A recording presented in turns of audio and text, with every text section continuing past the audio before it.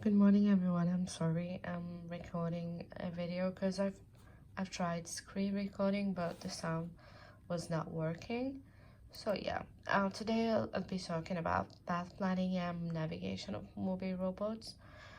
So what I'm going to talk about is how can a mobile robot avoid obstacles using a path planning algorithm, and if there is any effect of robot size on the path planning, and what happens if the size of the robot is just bigger or smaller, and does the robot always reach the goal or sometimes it just does not achieve the goal, and is it possible to draw maps using mobile robots.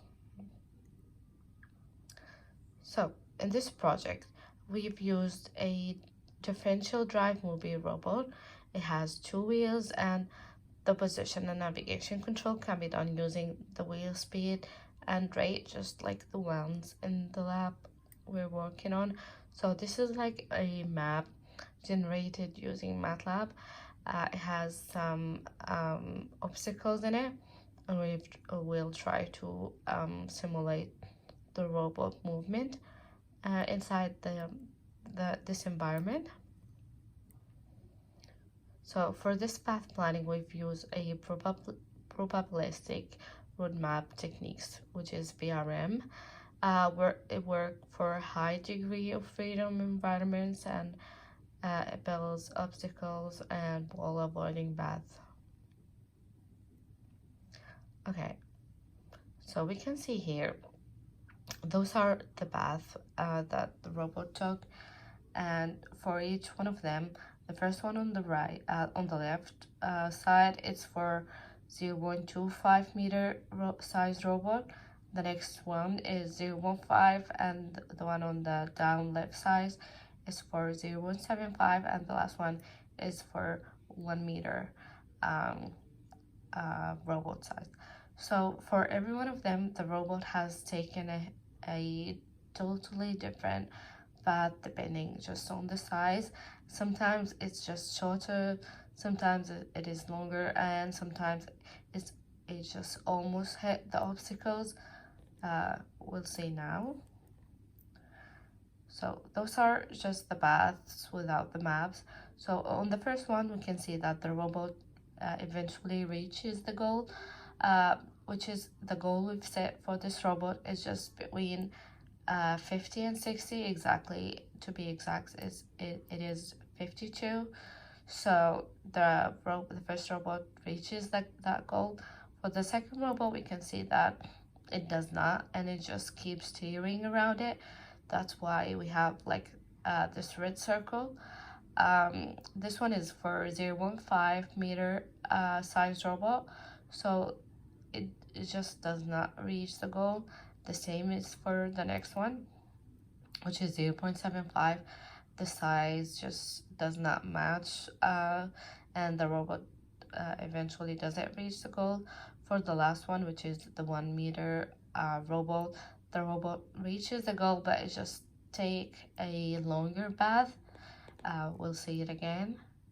So in the first one, the robot just reaches the goal, and it is just successfully avoiding all the obstacles. And for the second one, as we said, it just does not and keeps steering around it.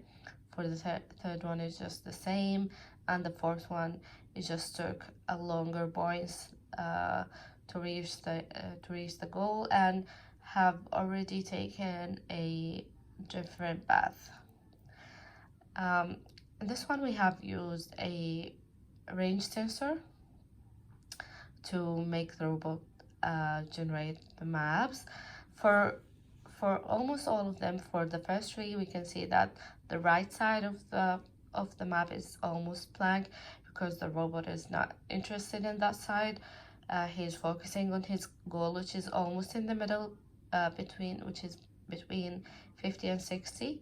So in the first three, it does not, but in the last one, the fourth one, there's some, you can see some mapping in the right side, just because the robot took a longer path, and he is interested on that side a bit because of his path.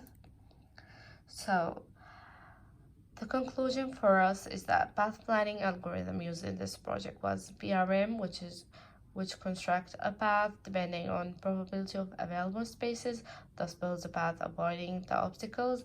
And yeah, as we said, as we saw, the size of the robot is very vital for navigation and to build a path. So the different sizes, based on that, the goal may or may not be achieved, and the smaller robots go quickly through the obstacles and may reach the goal even faster.